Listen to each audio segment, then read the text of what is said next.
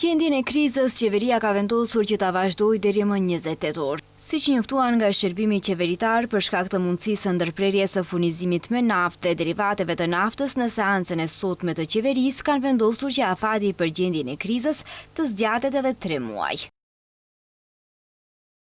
Periudha e vlefshmërisë së gjendjes së krizës zgjatet nga 21 korriku në 20 tetor, duke siguruar vazhdimsi në veprimin institucional dhe marrje në kohë të masave në rast të ndërprerjeve të furnizimit ose tronditjeve të konsiderueshme të çmimeve në tregjet ndërkombëtare. Qëllimi i këtij vendimi, thon ata, është që të mund të reagojnë shpejt dhe me efikasitet.